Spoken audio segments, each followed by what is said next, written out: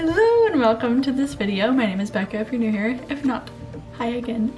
But today we're going to be hiking Garibaldi Lake. I'm going to assume that if you clicked on this video, one, you watch all my videos and I love you for that. Or two, most common is that you are going to be hiking Garibaldi Lake soon. So I wanted to share some of the details and what it was like in my experience. And you might be asking, Becca, why aren't we doing this with you? Like, why are you sitting here talking to us? And that is because I was far too embarrassed to be vlogging. So I went into this hike with my friend and I just met her like a couple months ago. We both went and brought just our like 8-month-old babies in our carriers. So the shots that I did do were like stealthy vlogging, and I got her to take a couple and I was very embarrassed and ashamed to do even that much. So, but this is probably way better anyways. I can actually portray the information correctly because I have this condition where I don't remember numbers very well and I'd probably say all the wrong things anyways, and you won't have to listen to me huffing and puffing up the entire mountain. Garibaldi Lake Trail is rated as intermediate. I was about to say it wasn't too bad. It was a little bit brutal, not gonna lie. I'm going to chalk that more up to the fact that I had a baby and all of our stuff, because when you have a baby you also have to carry so much extra precautionary items. If I was just by myself with like water and snacks, I think I would have done a little bit better. I also made the very stupid mistake of not eating breakfast. So I was doing this hike and it was from a fasted morning.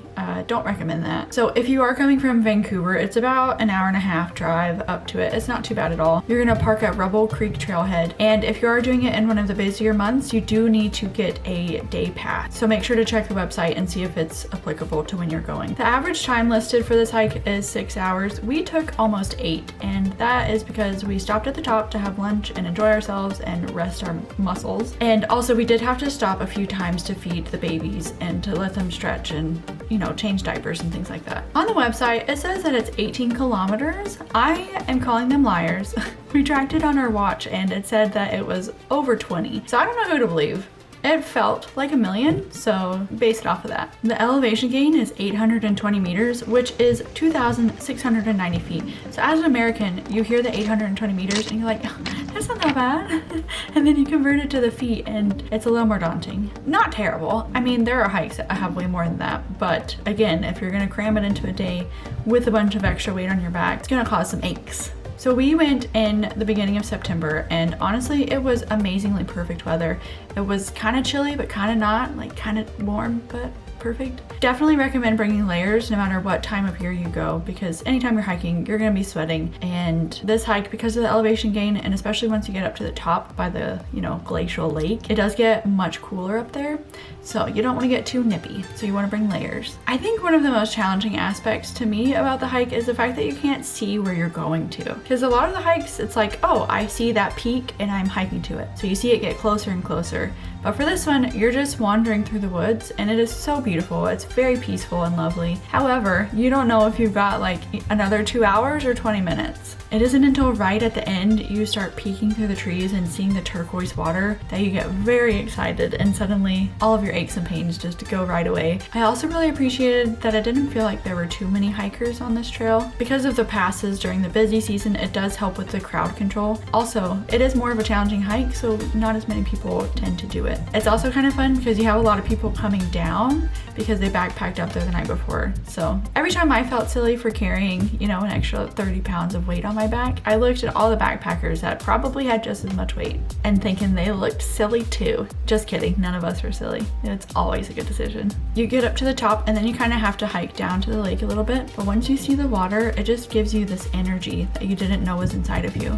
Suddenly you're running along the coastline because you want to see it all. Right at the beginning, there's all of these submerged logs that are in the water, and the water looks like jello. Like, it is such a surreal, unimaginable color. It kind of reminded me of the Dead Marshes from Lord of the Rings. But all of the colors up there were so stunningly beautiful.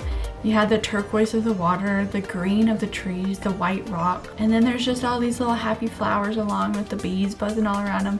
Like, it felt like I was living in a painting. It was just crazy because every time I looked a different direction, I would just kept yelling, "This is insane!"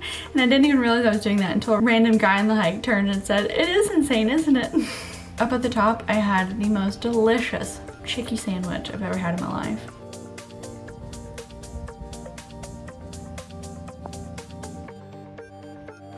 So after a little bit, we kind of packed up and then started heading. This part is a lot faster. However, it's always funny because very different parts of you are very sore on the downhill versus the uphill. And it always takes way longer than I feel like it should. Like I feel like it should only take an hour to get down. However, it's still like 10 kilometers that you have to do, so it's not that fast.